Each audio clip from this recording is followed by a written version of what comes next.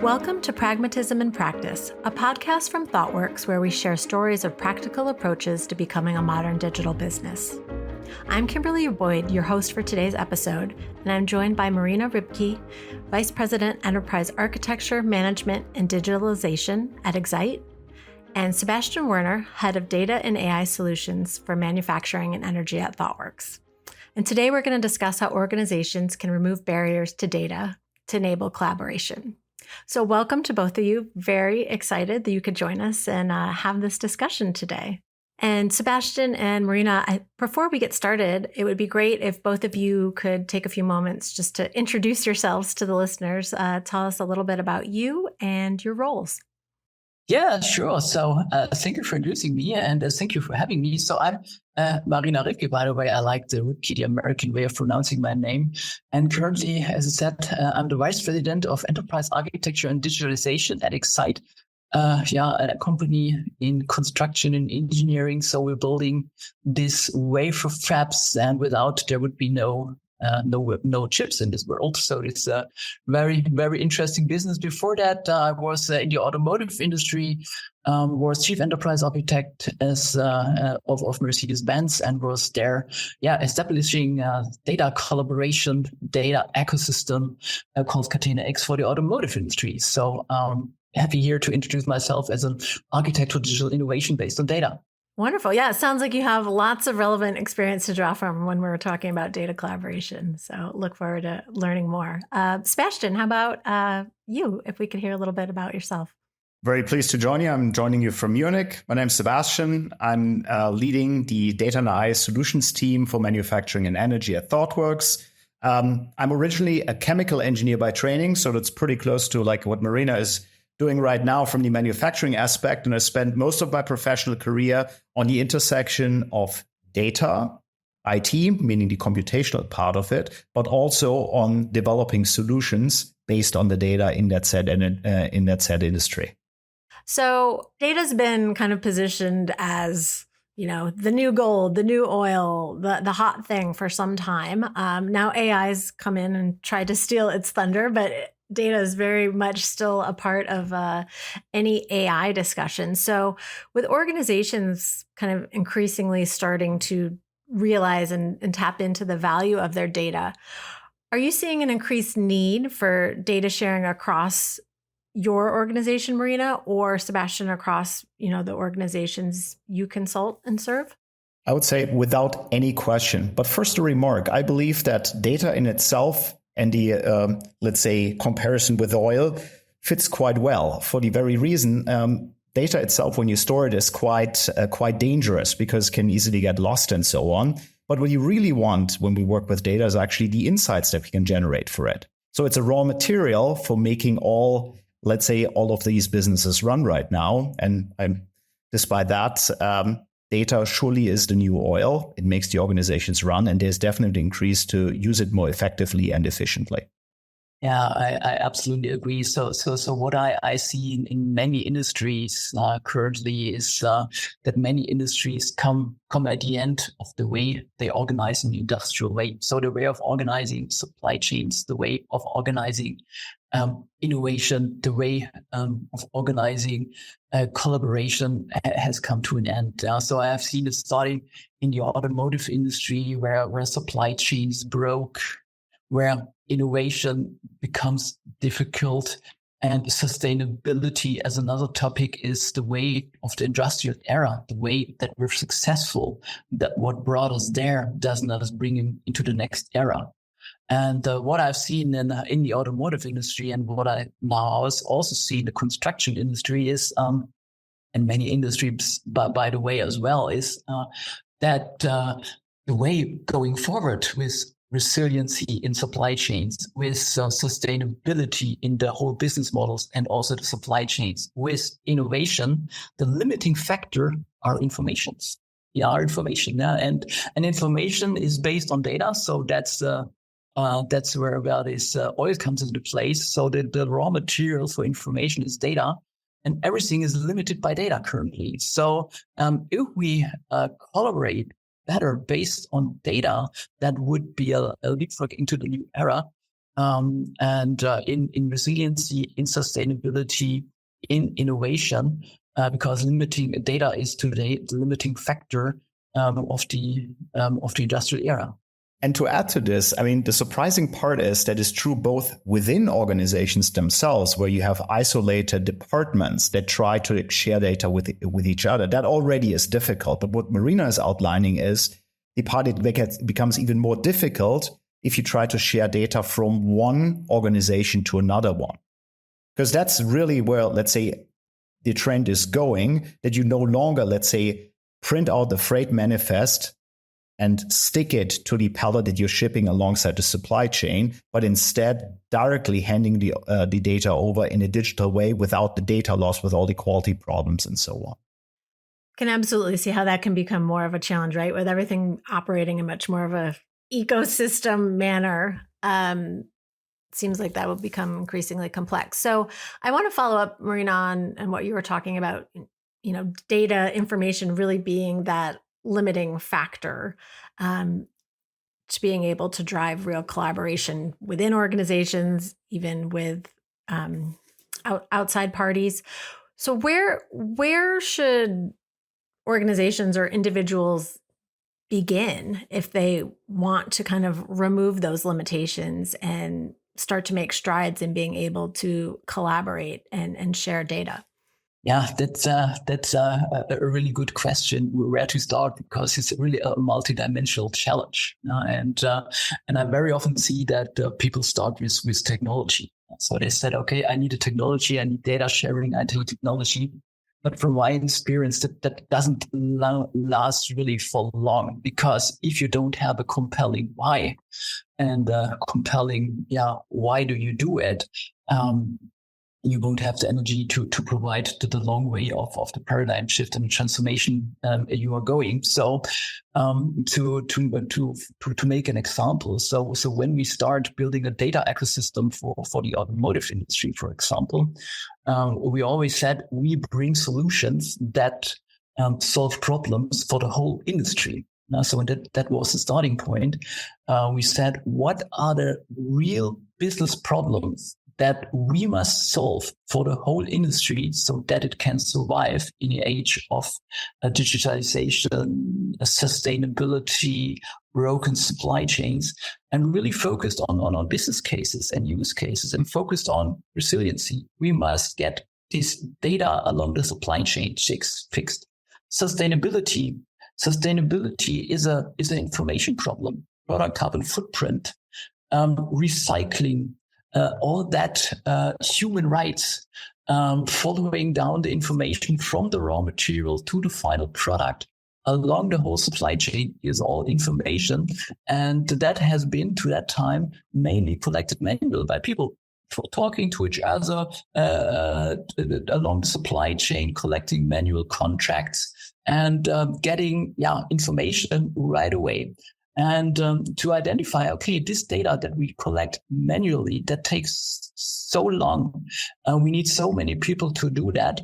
And that is where real business value comes into play, to say, if we have this data available for sustainability, for resiliency, then it's a really good starting point, because you have a compelling reason. And without a compelling reason, that really makes a significant change. It will not last long. Now, and then comes, of course, next thing would be then technology. But we start with the business. And let me directly compliment a complete agreement, and to phrase that slightly differently. The key leading question when dealing with data, and in the end for corporations, making use of data is nothing new. But the question of how can we efficiently drive value generation by data, first across the entire organization, but then subsequently along the entire supply chain. That should be the guiding North Star of your entire operations there. Doing a tech push first is, I believe, not the way to do it. We've tried it many times. It really doesn't work. But if you have a compelling business reason, a compelling business problem that you try to solve, and you, of course, want to do that efficiently, but the most important part is that you do it effectively. So it really moves the needle, that it really has an impact on the cost, meaning the bottom line of the organization, and in a best case, even on a top line, meaning improving innovation or sales and so on. That I think should be the guiding principles that you follow. The last part, and I think that's most important when we deal with data, is also keep in mind we need to manage the risks. Loss of data is also a challenge. There's personally identifiable information potentially in there. So keeping that in mind as well, and these whole thoughts should be, from a, let's say, compliance standpoint, also something to consider. So beginning not with the tech or the tool, but beginning with a common shared understanding of what challenge, what business need are we trying to resolve or collaborate with data, with information, sounds like, step one for folks. And perhaps I'm reading into both of your responses to that, but it sounds like that's probably also a common problem or challenge people make with not starting in that step one.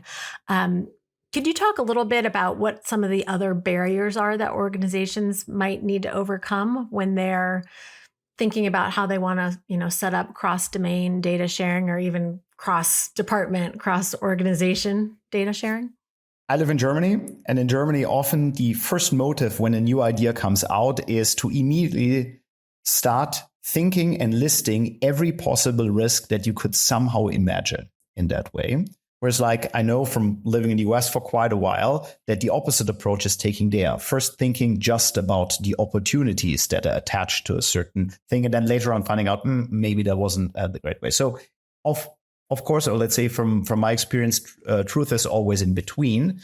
But there's also an opportunity cost of not moving forward with, let's say, the use of data. And what I mean with that is that we're not just here alone. There's global competition and so on. And there's a competitive pressure to basically do whatever we are doing faster, better, and cheaper.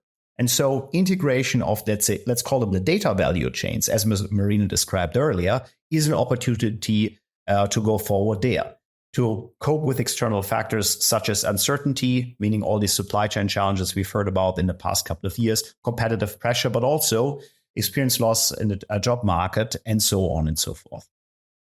Yes, I fully agree. So in sharing data to external, like in data spaces with your partners downstream and upstream in the supply chain, is that the biggest challenge is, oh my God, what intellectual property do I give out? What risk do I take in for example, quality issues? It comes to, there is a failure in the car. What liabilities come out of that? So what risk occurs to the companies? And so we have in Germany tend really to see the risks and tend to avoid collaboration as much as possible due to the risk factor. So we're very, very high in seeing the risks and not the opportunities. So that's one thing. And but I also see from the internal discussion in the company is if you need to provide data to others, you need to put effort into your data. It must be good quality. You must have an infrastructure for that. And the key question is always, why should I put effort in it? Why should I put effort in? Why should I share data? What's in it for me? And I think that's something that cannot be answered from an individual point of view, but must be led from the top, from the business. Okay, collaboration in itself. What's the value out of it? So that's why we were again with the why. It's not just so to make very clear why is it useful for a company as a whole to come in the mindset of collaboration, that it's worth putting data into it. And sharing it. So I was also leading the open source practice at Mercedes and the governance for that. And it was the same. Why should I do open source? And always say, why should I give in? And we always said, give in and share to get back so much more. And I think this is the mindset that must be led from the top management. That information economics or the data economics and data sharing is really put in the effort to share and to get so much more back within the company, but is also true for the whole industry in the end. And that's what collaboration mindset makes in the end. You read my mind, Marina, where I was going to go with my next question is, right? So you've talked so much about the importance of having the shared understanding of why we're doing this, what's the business need for it? So I was curious, what role do you think leadership plays in fostering an environment where people are really thinking in that way and thinking about the value and business benefit of sharing data? You cannot overestimate the role of leadership on all levels in fostering a data culture. And because it's much more than data, it's just that digital mindset of how you do a business in a digital way, or in the age of digital and AI. And that is so different than the way you did it in the industrial era. So that's always, if I talk about digital transformation, I take the picture of an iceberg and say 20% is the technology you see on top. Below that, you have processes and data. That is 40%. And under that, you have people and culture. Yeah, and you will never be able successful in a digital way with only looking at the technology, with only looking at the data and the processes. No, you also need to care on your culture and also empower the people with data literacy, with how you really can handle with data, how you take decisions based on data. And you must go in a leadership role, because it's in the end a paradigm shift on how we lead businesses. And you can, and leadership can stop that by simply saying, okay, I really don't see where the impact is, and stops that, or can go ahead and drive that. And I've seen both. So one simple anecdote I always bring when I discuss with top management in the automotive industry was, Marina, you're talking so much about digitalization. So why are you doing that? We did that 3 years ago. So it was not successful. We don't do that anymore. And if you go there with that mindset, nothing will happen. And adding to this, like the one thing that I've seen clearly as a recurring, let's say, success factor is if there's clear buy-in from the very top. Like people say, we really, really want this, because otherwise there's very little chance for success. And then on top of that, I would say this mindset change that Marina hinted on is the first part is to say, hey, be clear that if you're trying to gain additional benefits in the next change of industrial revolution, you need to embrace the team sport, meaning saying, hey, we don't play separately. We think in entire supply chains instead of just in one product. But on top of that, thinking of everything in the very end as a product, no throwing over the fence, thinking about the whole picture, and then building things to scale in that way. Starting small and being able to grow in the next phase. All of these principles in the very end, if they're embraced from the top, they can enable the next step of innovation, I believe, especially by data use alongside supply chains. And so following up on that, no one can see our faces, but we're, nodding in vigorous agreement to all these points. So is it kind of the continual reinforcement of those principles, Sebastian and Marina, that you were just talking about within an organization to really, drive that home? I guess I'm curious with where have you seen it work really well, or where haven't you seen it work well, to help folks understand, these are the types of actions that'll drive desired behaviors? The first part is change is hard, and already changing within an organization is really, really hard. Change, by my experience, starts from the top, meaning by leaders embracing, in that case, a certain change. Let's take data. If you take leadership that suddenly challenges each other based on data, then suddenly the value of data within that organization will go up. Now think alongside supply chains, what Marina said earlier. If suppliers request from each other that there is more extensive data than just what I previously said, that loading manifest that is coming with the pieces alongside the supply chain, suddenly the importance of that goes up. And with that, it becomes easier to drive then these individual business cases and these first couple of changes to integrate individual steps in that data supply or data value chain. So I think it all starts from not just talking about it, but doing it. Yeah, I really only can support this. Yeah, so from the leadership, where can you really start making the first step? And I think this is if you take decisions, get away from highest paid opinions or just from opinions, and really focus or really demand that every decision we take must be taken on data. So we don't discuss without data anymore, and bring it to the table. And leadership ask their teams, if we take a decision, bring the data and we discuss on the data, and we take a decision based on data and not on opinions. So I think if you continue to do that and then say, okay, and then you have the next discussion, where do I get the data from? So if I need data to get decisions, I need data from the whole organization. Yeah.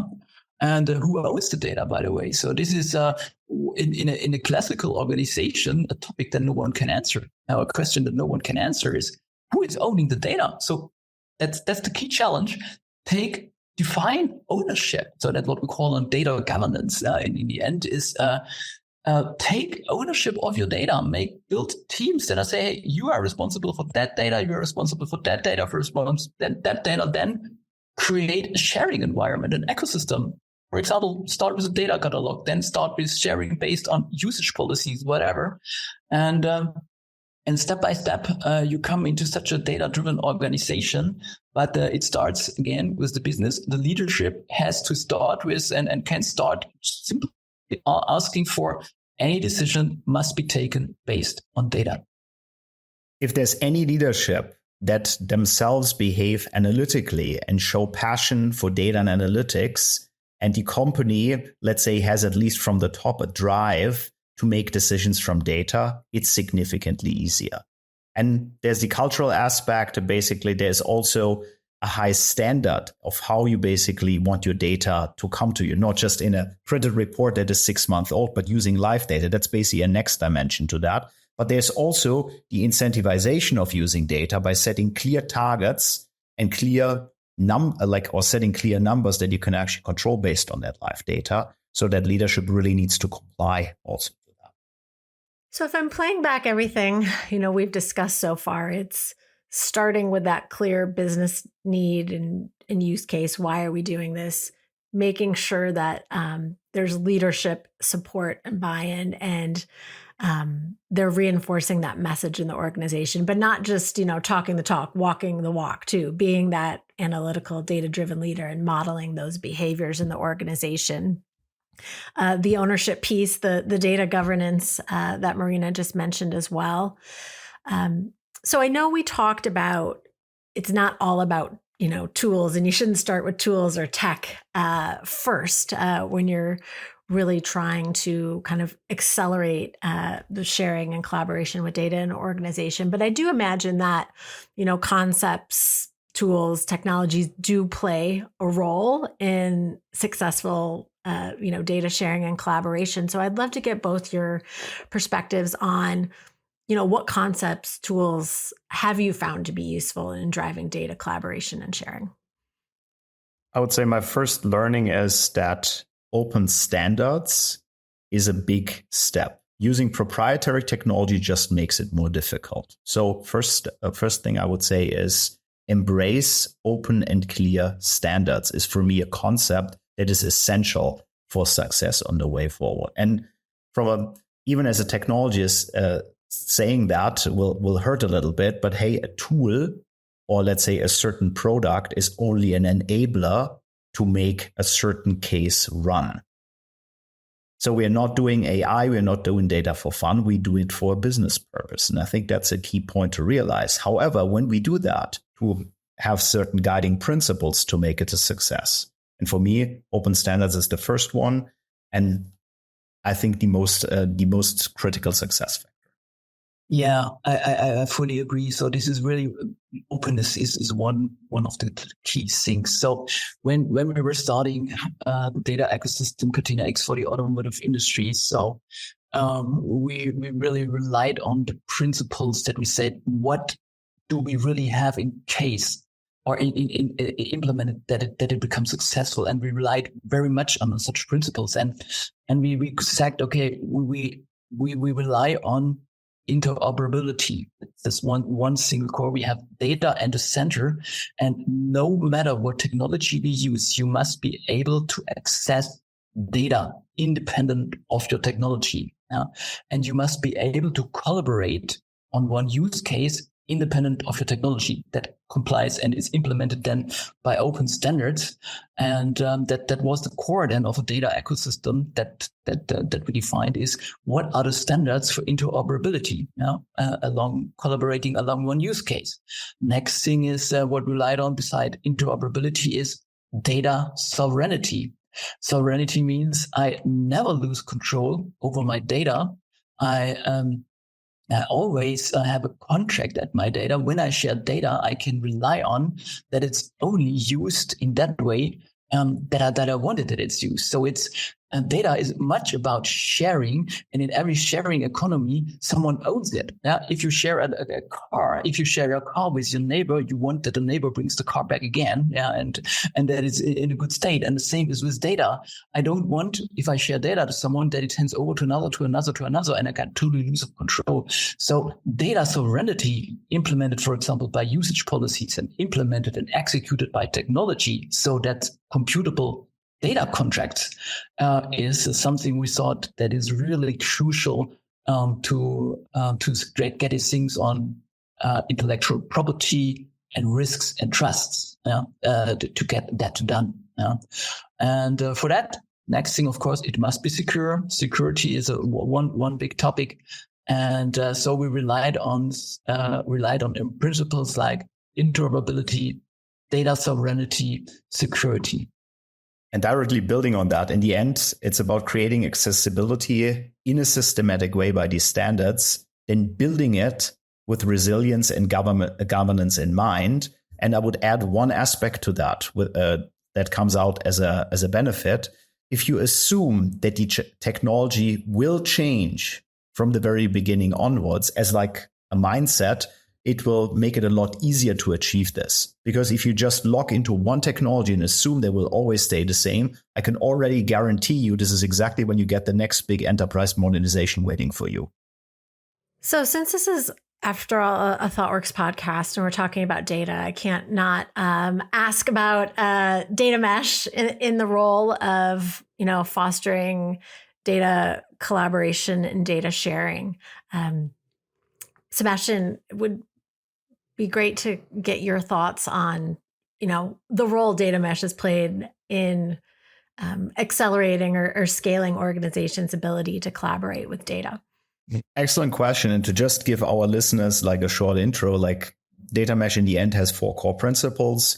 2 of them are, let's say, in general about keeping delivery and knowledge local, and making sure that you truly enable the business to be effective in use of the data. These are the principles: domain ownership, which built on, in the end, domain-driven design, as well as data as a product. And it is 2 further principles that are about providing infrastructure, strategy, and policies in an aligned way to be cost efficient and fast. These 2 principles are self-service data infrastructure and federated computational governance. So overall, we have the 4 principles: domain ownership, data as a product, self-serve data infrastructure, and federated computational governance. That being said, these 4 principles, I believe, are fundamentally compatible with everything we've discussed already. If you, within your organization, already moved with data mesh, like this decentralized socio-technical approach to, in the end, bring data to a better use, I believe it is an easy step to add the additional capabilities that are needed to either go towards Catena-X or to any external data sharing ecosystem, because you've already done the point. You've already capsuled your individual data as data products, and adding a second external port that will be externally exposed towards consumption in a Catena-X ecosystem should be a lot easier than if you try to go the whole way from the very start. Yeah, I fully agree to that. So data mesh, describes really great principles. And they are also, in my opinion, really great to help me to do the transformation into into a data-driven company. And as I first read about data mesh concepts on Thoughtworks, it was really it was great. So I took that also directly at Mercedes into the organization, and we're really trying to experiment and implement, on data meshes, and this was also very inspiring for me for the design of Catena X. By the way, these principles are a foundation also for Catena X, and Catena X, I can say, has guided my thoughts on the data mesh, has guided my thoughts on Catena X, and Catena X would look different without that data mesh article that was published by then. So it was these ideas laid the grounding principles also for Catena X, and the Catena X. And if you have a data mesh in place, it would be easily to connect to any data space in the world, because any data space or data space architecture relies on the same principles in the end with different technology. But the principles are the same. And if you have data mesh in place, you're good to go with collaboration for your whole industry. And just for our listeners who might not be familiar with Catena X, Marina, could you speak a little bit about what that is?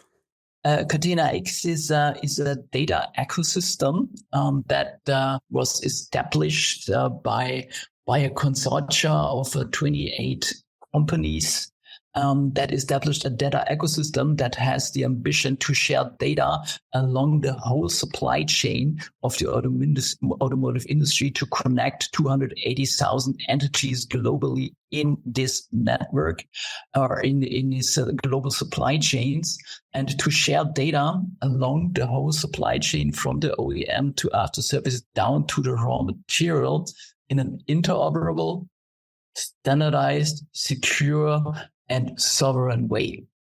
And this network is up and running. And and I was a founding member of that, and was in that time responsible for the enterprise architecture in Catena X. So was leading that from the enterprise architecture point of view, and was responsible for bringing in the principles and implementing them. Like interoperability, like data sovereignty and security into that system. And and I think this is really a paradigm shift and innovation on how the automotive industry can share data. And that improves resiliency in many use cases in the supply chain, and also solves a lot of sustainability problems like product carbon footprint, human rights, Lieferkettengesetz, and all that stuff. And that's what we did, building an ecosystem built on a data space architecture. No small feat, it sounds like, given the scope and number of players in that ecosystem. I mean, probably one of the bigger data collaboration challenges out there. So Sebastian, I heard you say the A word a little while earlier, AI. We really can't have conversations these days without mentioning it. So I'll do it here and ask, what is the role of AI and machine learning in overcoming challenges to data sharing and collaboration? What role can they play in helping, improve or better facilitate?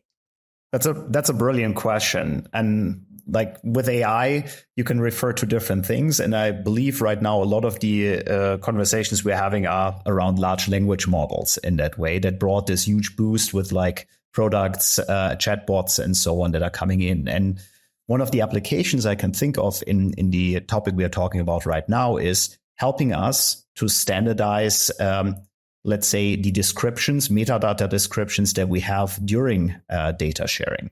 Writing or helping us to summarize them in a standardized way, describing data sets before they are published in order to make it easier for reviewers to understand what they are actually trying to share. Also for legal evaluations that might be there. That would be the first things that come to my mind, meaning don't use the AI directly in the operational part, but in all these tedious administrative tasks that you have to do within an enterprise before you are able to share data externally. Yeah, I fully agree. I think this is a really these tedious tasks. Yeah, so that's where we can really see a lot of value. Also, I see a lot of value in that, and also in not only in metadata but also in data cleansing. Yeah, so get data clean, get the quality of the data assessed and right. So it's metadata and data quality where you can start with. And also to add to this, yet another case that we've recently seen with customers to be very interesting is taking, let's say, historically valuable systems that produce certain types of data, but are written in programming languages that are very hard to understand, meaning Fortran, COBOL, and so on. But using large language models in getting a first description, what does this actual module that we are using for many years actually do? And with that summary, use that as a briefing for experts to then help to, I would say, almost lift and shift. Take that module that you have and take it from the existing space into a modern infrastructure, let's say into a data mesh architecture where it then is refactored in terms of a data product to then be valuable and in the end, reduce the time and effort that is required in order to do this modernization. So it sounds like there's definitely a significant role it can play in the upfront, doing a lot of the grunt work so people can then get into the interesting, what is the power of this? How is it actually going to help us address whatever the business use case is? Kind of going back to the beginning of today's conversation of where we need to begin. Well, I know you've both been very, very generous with your time to have this data chat today. Maybe one more question before we wrap up our conversation is I'd love to hear from you both. Like, what are you most excited about in the space of data, in what the potential holds for really unlocking kind of data collaboration and data access? I think that's data as we're coming to the beginning, and then the data as the raw material for information. And we're in a paradigm shift of I think of our whole world to transforming from the industrial era into the information era, or already all right in between.